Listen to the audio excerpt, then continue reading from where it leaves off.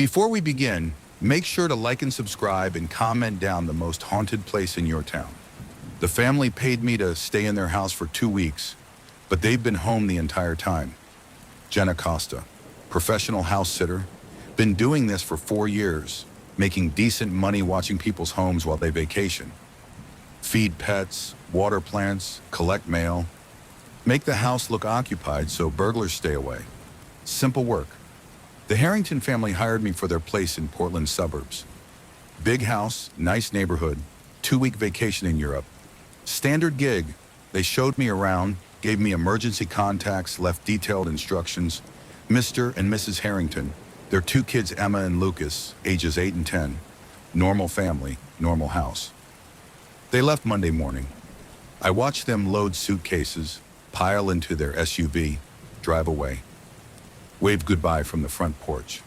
That night I heard them upstairs. Footsteps in the bedrooms above me. Furniture moving, muffled voices. Mr. Harrington asking where something was, Mrs. Harrington responding. Kids arguing over a toy. I went upstairs, all bedroom doors closed. I knocked on the master bedroom. "Hello, Mr. Harrington?" The voices stopped. Silence. I opened the door, empty room, bed made, no one there. But I'd heard them clearly. Heard footsteps, voices, movement. Checked the kids' rooms, both empty. The house was silent now. Told myself it was pipes, house settling, sounds from neighbors. Old houses make noise. Tuesday morning, I found breakfast dishes in the sink.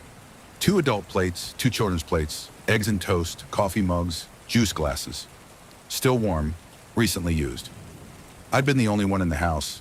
I'd gone to bed at midnight, woken at 7 a.m. No one could have come in, all doors locked, alarm system armed. But someone had made breakfast. I checked the refrigerator.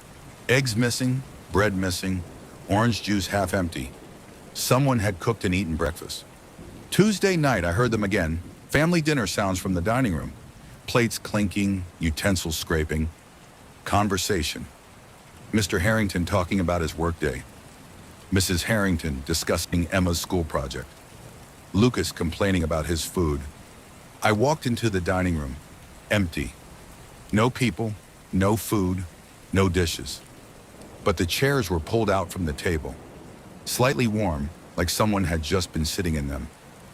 I called the Harringtons. Got voicemail. They were in Italy, probably not checking phones. Left a message. "Hey, this is Jenna. Everything's fine, but I wanted to confirm. You're definitely in Italy, right? Not home? Call me back." They called Wednesday morning. "Of course we're in Italy. Why would you think we're home? I keep hearing sounds, like people moving around, and someone's been using the kitchen. That's impossible. The house is empty except for you." Mrs. Harrington sounded concerned. "Are you feeling okay? Do you want us to send someone to check on you?" "No, I'm fine. Just, never mind. Probably my imagination." But Wednesday night I saw them. I was in the living room watching TV at 9 p.m. The family came downstairs, all 4 of them, wearing pajamas, ready for bed. Mr. Harrington held a book. Emma carried a stuffed animal. They walked past me, talking to each other, completely ignoring me. "Dad, can you read another chapter?" Emma asked. "Just one more, then bed," Mr. Harrington said. They walked into the den. I followed. Empty room, no family, but the book Mr. Harrington had been holding lay open on the couch, still warm. I wasn't imagining this. The family was here, living their normal routine, but invisible, intangible, existing parallel to me. Thursday morning, I found muddy footprints. 2 adult sets, 2 children's sets, leading from the front door through the house. I'd locked that door last night. The alarm had been armed. No one could have entered. But the Harringtons had come home, or some version of them had. I started documenting everything. Took photos of the dishes, the footprints, the moved furniture, recorded audio of the voices, video of the empty rooms where I heard movement. The evidence showed nothing. Photos showed empty rooms. Audio captured silence. Video showed me alone in the house. Whatever was happening, it didn't register on electronics. Only I could perceive it.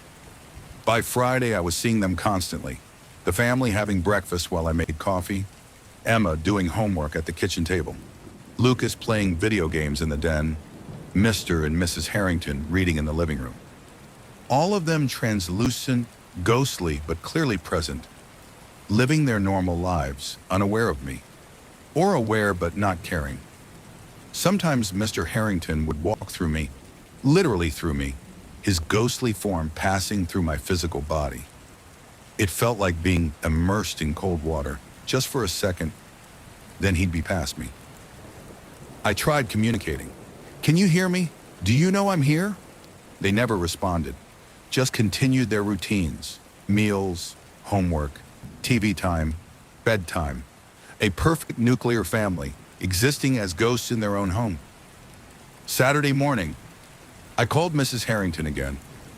"I need you to be honest. Has anyone died in this house? Any family members? Previous owners?" "No, nothing like that. We bought the house new 10 years ago. We're the first owners. Why?" "I think I'm seeing echoes of you. Like the house has memories of your family living here, and those memories are playing out while you're gone." Long silence, and then, "Jenna, are you sure you're okay? Do you want us to come home early?" "No, I'm fine. Just trying to understand what's happening." That night I saw something new. Another version of the Harringtons. Different ages. Mr. and Mrs. Harrington looking younger. Emma and Lucas as toddlers. This version was having dinner, celebrating what looked like Emma's second birthday. Two versions of the family now. One from the present, one from 8 years ago. Both existing simultaneously in the house, both living their routines, both unaware of each other or me. By Sunday, I counted 5 versions. The current family, the family from 8 years ago. A version with teenage Emma and Lucas. A version with Mr. and Mrs. Harrington alone. No kids yet. And an elderly version, the Harringtons in their 70s, moving slowly, talking about grandchildren. Past, present, and future families, all occupying the house simultaneously. The structure was saturated with memories and predictions, echoes of all the time the family had spent here and would spend here. I was living in a house full of temporal ghosts, people who were physically in Italy but existentially still here. Their presence so strong that the house maintained copies of them across multiple timelines. Monday morning, 1 week into my gig, I woke to find all 5 versions having breakfast together. 20 people around a table meant for 6, overlapping, passing through each other, sharing the same space but different times. Baby Emma reaching through teenage Lucas. Elderly Mr. Harrington sitting in the same chair as 30-year-old Mr. Harrington. All of them eating, talking, living, unaware they were sharing space with their past and future selves. And I was just sitting in the corner, watching, invisible to all of them. By Tuesday, more versions appeared, dozens of them. Every iteration of the Harrington family, every age, every year they'd lived here. The house was packed with ghostly families, all occupying the same space, all living their routines. I called Mrs. Harrington. "How long have you lived here?" 10 years. Why?" "The house is full of you. Every version of your family from the past 10 years, all existing simultaneously. And future versions too. I see your family as old people, your kids as adults. The house has absorbed every moment you've lived here and will live here. It's saturated with your presence." "That's impossible. I'm watching 20 versions of you eat breakfast right now. Past you, present you, future you, all in the kitchen at once." She didn't believe me. Thought I was having a breakdown. Offered to send friends to check on me. But Wednesday morning, I understood. I saw myself. Jenna from yesterday, making coffee. Jenna from 3 days ago, watering plants. Multiple versions of me, house sitting at different times, all existing simultaneously. I was becoming part of it. The house was absorbing me like it had absorbed the Harringtons, recording my presence, maintaining copies of me across time. By Thursday, I saw 10 versions of myself, past Jennas, present Jenna, and future Jennas, who would return to house sit again months or years from now. All of us moving through the same space, temporal ghosts living our routines. The house wasn't haunted by the dead. It was haunted by the living. by everyone who'd ever spent significant time here, their presence so strong that the house maintained temporal copies. We weren't gone even when we left. We were always here, existing in the structure's memory, living our routines eternally. Friday, end of week 2, the Harringtons came home. I watched their SUV pull into the driveway. They got out, opened the front door, came inside, and immediately a new version of them appeared. Present-day Harringtons, fresh from Italy, joining the dozens of temporal copies already existing in the house. "Welcome home," I said. Mrs. Harrington looked at me strangely. "Have you been okay, Jenna? You look exhausted." "I'm fine. Just, there are a lot of you here." "What do you mean?" I gestured around the living room, packed with versions of their family, all ages, all times. "All of you. Every version. Past, present, future. The house is full." They saw an empty room. To them, I was alone, pointing at nothing. "Jenna, I think you need rest. Thank you for watching the house. Let us pay you, and you should go home." They paid me. I left. But as I walked to my car, I looked back at the house. Through the windows, I could see dozens of Harringtons, all existing simultaneously, temporal ghosts living their eternal routines. And in the living room window, I saw myself. Jenna, the house sitter, still there, a ghost copy left behind, absorbed by the house, added to its collection of temporal residents. Part of me never left. Part of me is still there, house sitting, living that 2-week gig over and over. A temporal ghost doing her routine while the Harrington ghosts do theirs. I don't take house-sitting jobs anymore, because now I understand. Houses don't just shelter the living, they absorb them, record them, maintain copies across time. Every house is full of ghosts of everyone who's ever lived there, all existing simultaneously, invisible to each other, all trapped in their routines. The Harringtons live in a house packed with versions of themselves. They just can't see them. Only I could. Only I did. And part of me still does, because part of me never left. Story 2. My home security system sent me an alert. Intruder detected in living room. I was in the living room. Marcus Webb, single, living alone in a Denver townhouse, working remote as a software developer. Got a comprehensive security system 6 months ago. Cameras in every room, motion sensors, phone alerts, cloud recording. Makes me feel safe living alone. The alert came at 11:47 p.m. while I was watching TV. My phone buzzed. Motion detected in living room. Intruder alert. I checked the live camera feed. Saw myself on the couch, watching TV. Normal. But the app was identifying me as an intruder. Face recognition, should have known it was me. I'd trained the system on my face extensively. I opened the detection history. The app had flagged me as unknown male alert authorities. I reset the system, retrained face recognition. Next night, same alert. Intruder in kitchen. I was in the kitchen making dinner. The camera saw me but didn't recognize me. Flagged me as an unknown threat. This continued for a week. Every room I entered triggered intruder alerts. The system saw me but couldn't identify me, like I'd become a stranger in my own home. Then the recordings started showing things I didn't do. I'd review yesterday's footage, saw myself in the kitchen at 2 a.m. making a sandwich. But I'd been asleep at 2 a.m.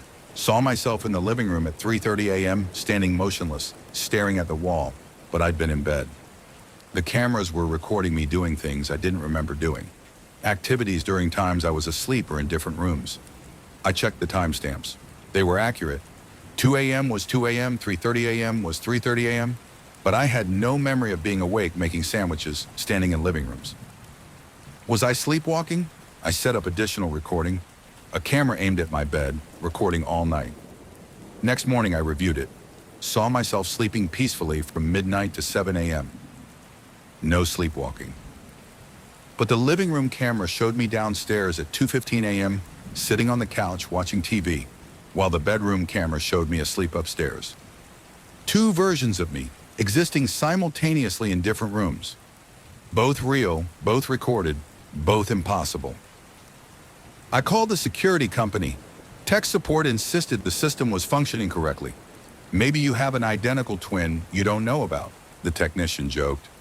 I lived alone, Had no twin, but the cameras showed two of me regularly doing different things in different rooms at the same time. Then three of me, four, five. The camera recordings multiplied my presence. I'd review footage and see multiple versions of myself throughout the house, all moving independently, all doing different activities. One me cooking dinner, while another me showered, while a third me worked at my desk. All simultaneous, all documented. I was being copied. The house or the cameras or something was creating duplicates of me, and they were all active, all living in my space, all real enough to be recorded. But I never saw them in person, only on camera feeds. When I walked into a room where footage showed another me, the room was empty. The copies existed only in the recorded reality, not the physical one. Or I was the copy, and the others were original. No way to tell which version was prime. The recordings became disturbing. I saw myself doing things I'd never do, sitting in the darkness for hours, standing at windows staring out, opening and closing doors repeatedly. Obsessive, repetitive behaviors I didn't remember and wouldn't choose. One recording showed me standing in the kitchen at 3 a.m., perfectly still for 2 hours. Not moving, not blinking, just standing, like a mannequin. Another showed me walking through the house, turning every light on and off in a specific pattern. Living room 3 times, kitchen twice, bedroom 5 times, bathroom once. Over and over, the same pattern for 40 minutes. I wasn't doing these things, but the cameras showed me doing them. Multiple versions of me, all acting strangely, all documented. I stopped watching the recordings. Couldn't handle seeing myself behave so oddly. But the alerts kept coming. Intruder in bedroom, intruder in bathroom. Multiple intruders detected. All of them me. Last week I saw one in person. I woke at 2 a.m., thirsty, went to the kitchen for water. A figure stood at the sink, facing away, but I recognized the posture, the clothing, the hair. Me. Hello? I said. The figure didn't turn, didn't respond, just stood there, motionless, exactly like the camera recordings. I approached slowly, got within 3 feet, reached out to touch it. It vanished, just disappeared, like it was never there. But the kitchen camera footage from that moment showed 2 of me. One walking from the bedroom, one standing at the sink. The one at the sink didn't vanish in the recording. It remained visible, standing motionless for another 30 minutes after I'd returned to bed. The copies were becoming more solid, more present, breaking through from recorded reality into physical reality. Now I see them regularly, walking past doorways, sitting in rooms I'm not using, standing in corners. They don't interact with me, don't speak, don't acknowledge my presence, just exist doing their strange behaviors, copying my form but not my consciousness. Yesterday I counted 9 of them, all throughout the house, all looking like me, all behaving oddly, standing motionless, repeating actions, staring at walls. I'm living with copies of myself. They emerged from the security recordings, became solid, now inhabit my space. I can't make them leave. They have as much right to be here as I do. They're me, or I'm one of them. No difference anymore. The security company can't explain it. The camera feeds show dozens of me now, all throughout the house, all existing simultaneously. They've stopped trying to identify me. The system just labels everyone as unknown male because there are too many of me to differentiate. I'm writing this from my bedroom, the only room where copies don't appear. They stay in common areas, performing their repetitive behaviors, existing as fragments of me that broke off somehow. Tomorrow I'm moving out, leaving the house to the copies. Let them have it. Let them stand motionless and repeat patterns and stare at walls. But I'm worried. What if I'm a copy? What if the real Marcus left weeks ago and I'm just one of the fragments, unaware that I'm not original?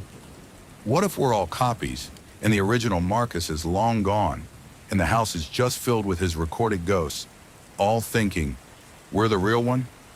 The cameras keep recording, the copies keep multiplying, and I keep wondering which one is me.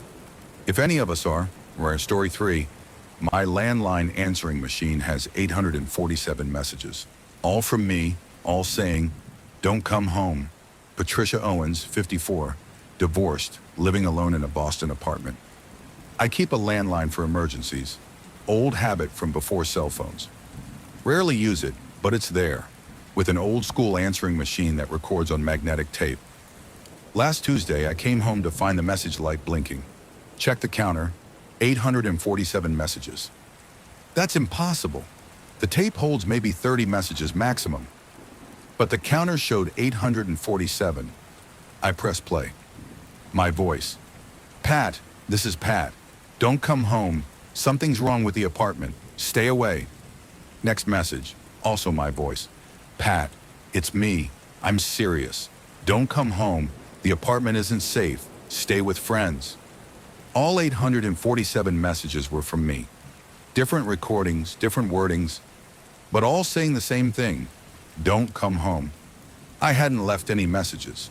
Hadn't called my own landline in years. But here were 847 recordings of my voice, warning me away. Wait, the timestamps were wrong. Messages from dates that hadn't happened yet. Tomorrow, next week, next month. Future messages, warning past me to stay away. One message. Pat, it's December 15th. I'm calling from the future. Don't come home today. November 19th. Whatever you do, stay away from the apartment. I'm trapped here. Help me. December 15th was 3 weeks away, but the message was on my machine, dated in the future, warning me about today. I should have left. Should have listened to 847 versions of myself all saying the same thing. But this was my home. I'd lived here 8 years. I wasn't leaving because of weird answering machine messages. I deleted them all, reset the machine, went about my evening. Dinner, TV, shower, bed, normal night. Wednesday morning, the machine had 847 new messages. All from me, all saying don't come home. Different messages than yesterday, new recordings. But the same warning, repeated 847 times. Pat, it's me. I've been trapped in the apartment for 3 days. It won't let me leave. Don't come home. Save yourself. Pat, this is your future. You're going to try to leave tomorrow. You won't be able to. The doors won't open. Windows won't break. You'll be trapped. Don't come home. Pat, I'm starving.